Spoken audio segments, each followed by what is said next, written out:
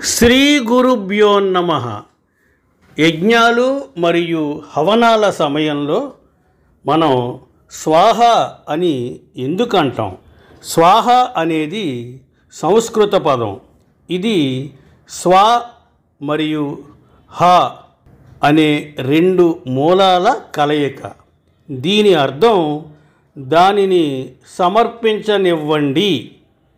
యజ్ఞాలు మరియు హవనాలలో పవిత్ర అగ్నిలోకి వస్తువులను సమర్పించే కాలాలను సూచించడానికి స్వాహ ప్రస్తావించబడింది. కానీ వాస్తవానికి ఈ పదానికి అర్థం ఏమిటి? మరి ముఖ్యంగా అగ్ని ఆచారాలలో ఇది ఎందుకు చాలా ముఖ్యమైనది అర్థం చేసుకోవడానికి మనం లోతుగా పరిశీలించవలసిన అవసరం ఉంది. వేద గ్రంథాలలో స్వాహ అనేది అగ్ని భార్య అయిన దేవతగా పరిగణించబడుతుంది. ఆమె అగ్నిలో చేసిన నైవేద్యాలను సంబంధిత దేవతలకు తీసుకువెళుతుంది. ఈ ఒక్క పదబంధంలో అనేక అర్థాలు ఉన్నాయి. ఇది ఒక మంత్రం ముగింపు, దైవికతకు లొంగిపోవడానికి చిహ్నం. అలాగే భౌతిక నైవేద్యాలను దైవిక శక్తిగా మార్చే ఆధ్యాత్మిక వాహిక. అగ్నికి నైవేద్యాలు సమర్పించేటప్పుడు స్వాహ పునరావృతం అనేది ఆరాధకుడు అన్ని వ్యక్తిగత అనుబంధాలు అలాగే కోరికలను వదులుకోవడాన్ని సూచిస్తుంది. హిందూ మతంలో అగ్ని ఒక అంశం మాత్రమే కాదు, ఒక మాధ్యమం. దైవిక సాక్షి అగ్నిదేవుడు. అగ్నిని పూజిస్తారు. అలాగే భౌతిక ప్రపంచం నుండి ఉన్నత ప్రపంచానికి నైవేద్యాన్ని తీసుకువెళతారని నమ్ముతారు. యజ్ఞం లేదా హవనాలు చేసేటప్పుడు జానపద పూజలు, నెయ్యి, ధాన్యాలు, మూలికలు మరియు హవన సామగ్రి వంటి పదార్థాలను సమర్పిస్తారు. ప్రతిసారి నైవేద్యాన్ని స్వాహ అని ముగించినప్పుడు స్వాహ జపించడం తగిన సమయంలో నైవేద్యాన్ని ప్రేరేపిస్తుంది. దేవతలకు ఆధ్యాత్మికంగా ఆమోదయోగ్యంగా ఉంటుంది.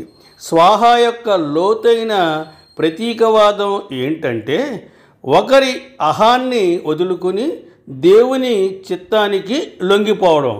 చాలామంది ఆధ్యాత్మిక అభ్యాసకులు దీనిని విడిచిపెట్టి తన అహాన్ని తనకంటే గొప్పదానికి సమర్పించే చర్యకు చిహ్నంగా అర్థం చేసుకున్నారు.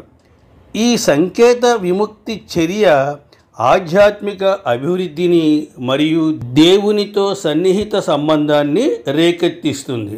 అందువల్ల స్వాహ జపించే అభ్యాసాన్ని స్వీయ అభివృద్ధి, ఆధ్యాత్మిక పెరుగుదల మరియు వ్యక్తిగత పరివర్తనకు ప్రభావవంతమైన సాధనంగా పరిగణించవచ్చు. వైదిక వేడుకలలో స్వాహాను దేవతగా కూడా పూజిస్తారు. ఆమె శక్తి, దైవిక స్త్రీ శక్తి దేవతలకు చేసే నైవేద్యాలు కుడి చేతులకు చేరేలా చూసుకునేది. అగ్నిదేవుడైన అగ్నిని ఆహ్వానించకుండా ఏ అగ్ని పూజ లేదా యజ్ఞం నిర్వహించలేనట్లే స్వాహా దేవిని కూడా గుర్తించడం అవసరం. ఎందుకంటే ఆమె నైవేద్యాలను పవిత్ర శక్తులతో నింపుతుంది.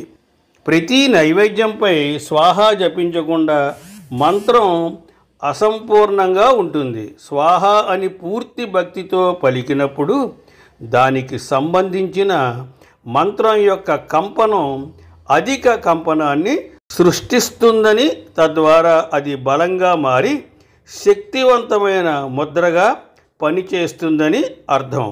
స్వస్తి, శుభమస్తు.